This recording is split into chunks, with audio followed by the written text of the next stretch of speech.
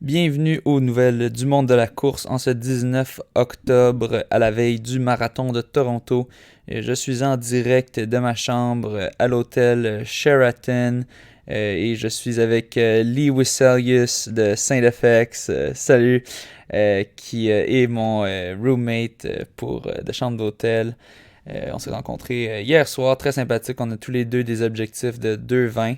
Donc, on risque, il y a des chances qu'on court quand même ensemble pour un bon petit bout dans cette course. Lui, ça va être son premier marathon. Donc, il est excité. Il a déjà fait environ une 7:30. Donc, vraiment, on est dans les mêmes environs. Donc, c'est super. On pourra discuter de stratégie de course un peu ensemble. Et on a le meeting d'avant-course qui s'en vient très bientôt. Mais sans plus tarder, passons aux nouvelles. Il y a quand même beaucoup à couvrir, beaucoup qui s'est passé, énormément en fait de choses qui sont passées dans la dernière semaine. Tout d'abord, on a eu le Nike Oregon Project qui a finalement été fermé. Je pense que c'est arrivé quelques jours après que j'ai enregistré le dernier épisode. Finalement, une fois que Salazar a été banni pour des violations de doping, Nike qui le défendait ont finalement décidé de le fermer, de fermer le Nike Oregon Project, donc cette équipe d'athlètes habillés de noir avec une petite tête de mort, que finalement leur training group n'existait plus. Il y avait leurs athlètes qui étaient au World Championships qui soudain se retrouvaient orphelins d'équipe. Donc pas une super situation pour eux, mais en même temps, je pense que c'est une très bonne décision, vu que ce projet-là était vraiment un peu terni par la mauvaise réputation de Salazar à cause de ses violations de doping. Et même que je pense que le projet en entier, c'était quand même louche. C'est sûr qu'il y a peut-être des athlètes qui n'étaient pas affectés par ça, mais si on regarde l'historique juste de Galen Rupp, franchement, c'est très très très très louche et je suis sûr qu'il n'est pas le seul. Donc au moins une bonne chose qu'ils aient fermé ça. Ensuite, on avait la tentative, le Ineos Sub 2 Challenge qui a été réussi par Eliud Kipchoge. Il a fait 1:59:40, donc 20 secondes, 19 secondes en dessous de ce qu'il désirait pour faire un sub 2 heures. Toute une performance. Personnellement, je ne l'ai pas regardé en live parce que je voulais dormir parce que c'était dans le fond, ça commençait à 2h15 du matin pour notre heure ici. Ça prend beaucoup pour me faire perdre du sommeil. J'aime beaucoup mon sommeil, donc je n'ai pas regardé. Je connais plusieurs personnes qui s'étaient même déplacées là-bas pour regarder ce moment historique en live d'un humain qui court en bas de 2 heures. Je connais plusieurs personnes qui sont quand même levées au milieu de la nuit pour le regarder. Mais moi, j'avais un entraînement de marathon à faire le lendemain matin et ensuite j'allais filmer l'interlock au parc Maisonneuve. Donc, je l'ai pas vu en live, mais quand je me suis réveillé le matin, c'est clair que je pouvais pas manquer ça sur Facebook parce que c'était à peu près toutes les nouvelles que je voyais, c'était juste ça. Donc, chapeau à Eliud. Et aussi, en parlant du parc Maisonneuve, ça a été remporté du côté féminin. Je pense que c'était une fille de Queens qui l'a remporté. Ou sinon, c'était Liz Hirsch de McGill. Je pense que Liz Hirsch a fini deuxième. Chapeau. Après ça, j'ai pas trop. J'ai regardé les résultats sur le coup, mais là, je m'en souviens pas à l'instant. Du côté des hommes, ça a été remporté par JS Desgagnés et pas Thomas Fafard. Et dans le fond, en deuxième position, j'ai oublié c'est qui. En troisième, on avait Jonathan Tedeschi qui effectuait son retour. Si je ne m'abuse, je pense bien qu'il a fini en troisième position. Bravo, un excellent retour. Lui qui avait été blessé pendant une longue durée, mais il a su le prendre le temps et de laisser ses bobos guérir. Et là, il semble en pleine forme avec cette troisième position au Interlock. Si vous voulez voir la vidéo des courses, j'ai mis une vidéo sur YouTube. Donc, allez sur ma chaîne YouTube et vous pourrez voir ça. J'ai filmé ça. Je me suis acheté un nouveau un Google Pixel 2 pour avoir un super beau vidéo puis un stabilisateur. Donc, ça fait quand même des belles images. Par contre, je suis encore en train de maîtriser comment ça fonctionne. Donc, ça se peut qu'à certains moments, c'est pas super. Et j'ai manqué les premières filles. Malheureusement, j'ai mal calculé mon affaire. Mais je me reprendrai à la prochaine course. Donc, allez voir ça si ça vous intéresse. Puis j'ai aussi des entrevues d'après-course que j'ai aussi filmées. Ainsi que des moustaches assez douteuses de certains membres en partie de l'équipe de McGill. Ensuite de ça, on a eu le jour d'après du marathon Sub 2. On a eu Brigid Kosgei qui a détruit le record du monde féminin au marathon de Chicago. Elle a vraiment, c'était un record qui durait, elle a fait 2:14 et 4 secondes, 2 heures 14 minutes 4 secondes pour battre le record de Paula Radcliffe. Et donc, il y en a certains qui se demandent, hein, Paula Radcliffe, ça sonne pas kenyan. En effet, Paula Radcliffe est britannique et elle avait fait ça au marathon de Londres en 2003. Et là, elle a pulvérisé le record par 81 secondes, ce qui est énorme. Et c'était un très vieux record. Il datait, je pense, 20-30 ans, quelque chose de genre. C'était vraiment un vieux record. Peut-être un peu moins que 20 ans, en fait. Mais, ouais. Malheureusement, ça le dit pas sur ce site que j'ai.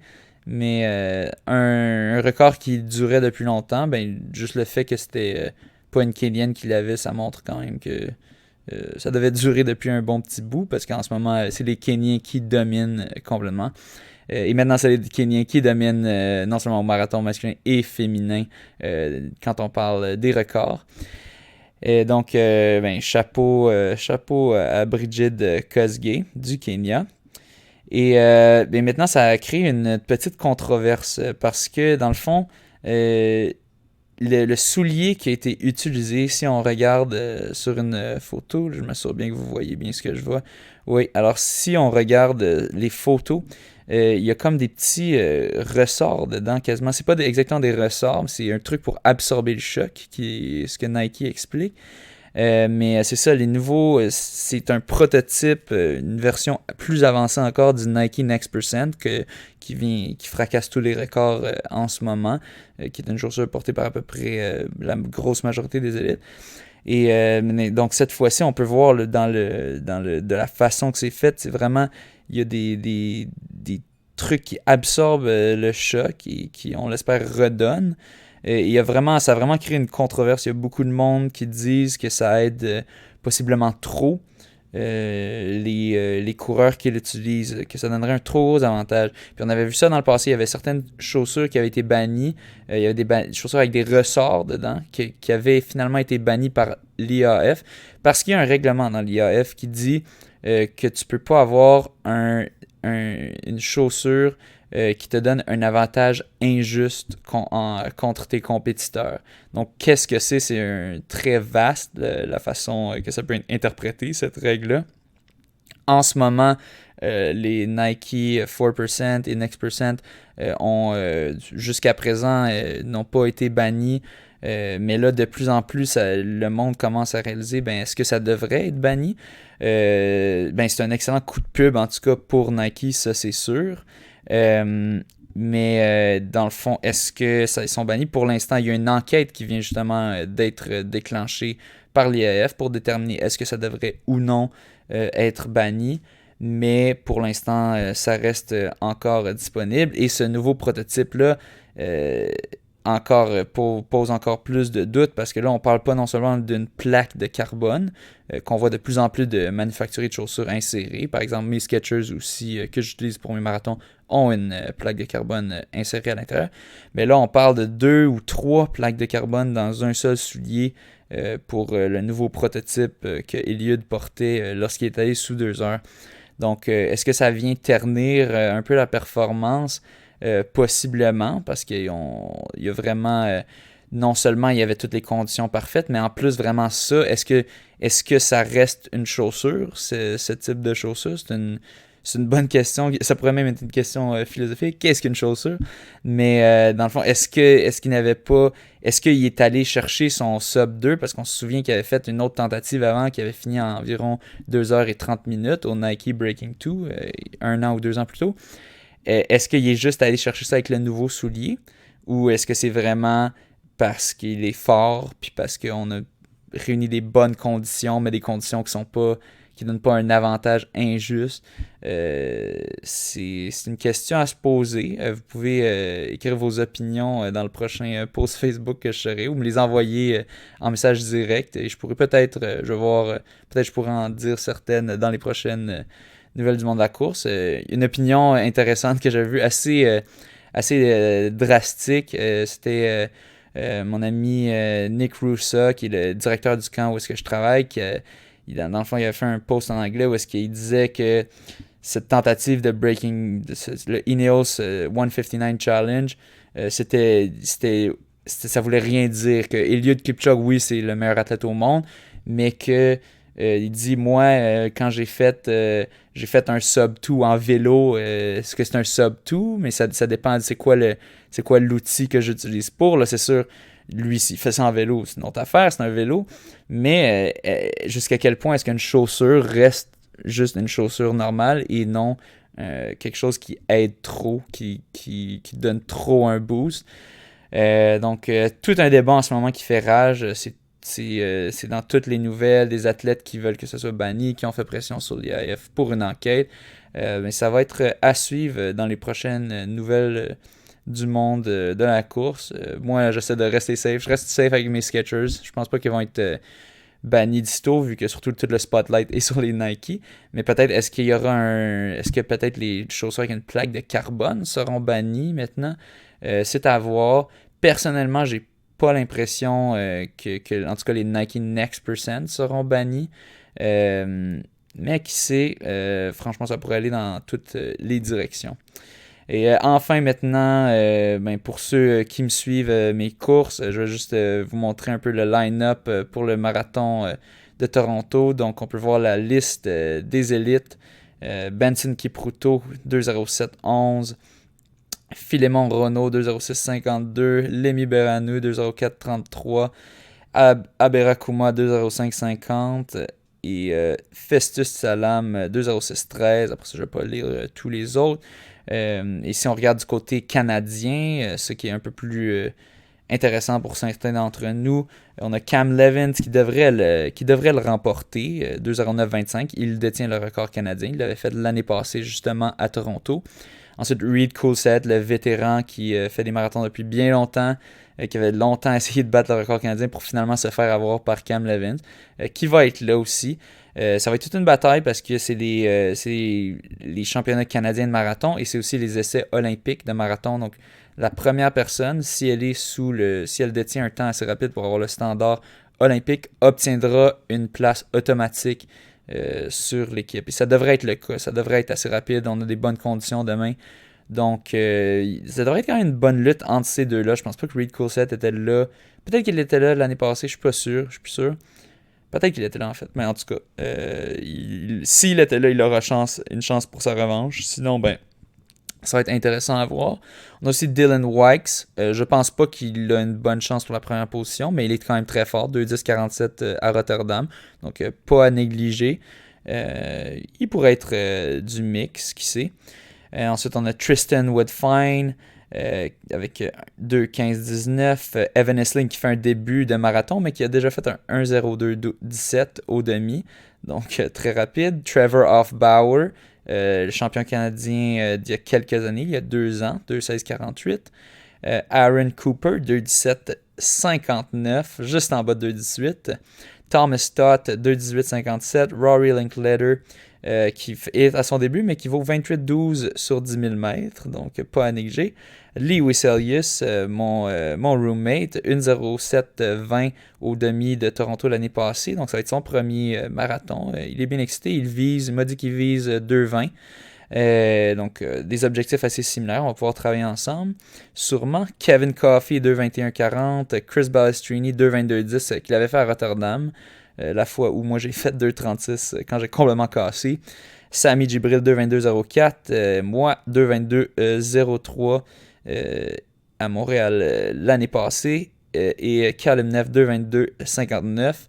Et ensuite, pour les sub-élites, donc c'est quand même des élites, mais c'est juste qu'ils n'ont pas eu la chambre d'hôtel. On a Anthony Larouche, 2:23. Josh Lumani, 1:08. Vinnie Keenan, 1:09. Patrick Birch, 2:25. et Patrice Labonté 2,25. Ainsi que Jeff Costin 2,25. Ensuite, côté international femmes, 2,23-29 au Marathon de Toronto. L'année passée, sûrement Ruth Chabitok. Elle est probablement une des favorites, mais on a aussi Biruktait Eshetsu 2,23-28, donc une seconde plus rapide. Elle avait fait ça. C'est écrit Houghton, mais je pense que Houghton, mais je pense que c'est Houston. Shuko Genemo 2,24-31 qui pourrait aussi être du mix. Et ensuite Burke Debele 2,25-28. Ensuite, ceux qui regardent sur YouTube, vous pouvez regarder le reste. Et ensuite, côté femme canadienne, Kinsey Middleton. Et je pense qu'elle est une des favorites, 2,32-09. Mais il y a aussi Leslie Sexton, 2,31-51. De ce que j'ai compris, Middleton est un peu favorite, même si son temps indiqué est un peu plus lent. Mais à 10 secondes, à 20 secondes d'intervalle, ça pourrait aller des deux bords. Ensuite, Dana Pidoreski, 2,36-08. Tara Korir, 2,35-46. Kate Basley, 2,39-55. Robin Mildren, 1,13-21 au demi-marathon. Emily Sedlak fait 2,35-47 à Rotterdam, qui était passée juste devant moi dans le dernier kilomètre. Je m'en souviens encore, je suis en train de souffrir et elle m'a passé, puis elle m'a en fait encouragé, elle m'a reconnu de dos, puis elle m'a encouragé, puis moi j'ai retourné l'appareil parce que moi j'avais plus grand chose à faire à part encourager, au point où j'en étais rendu. Kate, donc juste cette bonne chance. Kate Gustafson, 2,40. Melissa Powell, 1,17 au demi. Bianca Prémont qui va être là, 2,48. Alex Castonguay aussi, 2,48. Une autre québécoise. Becky Peterson, qui a pas de temps apparemment. Sabrina Saint-Gelais aussi, une autre québécoise, 1,21 au demi. Et Elizabeth Waywell, 3,07. Je suppose qu'elle, c'est peut-être une Masters. Une possibilité.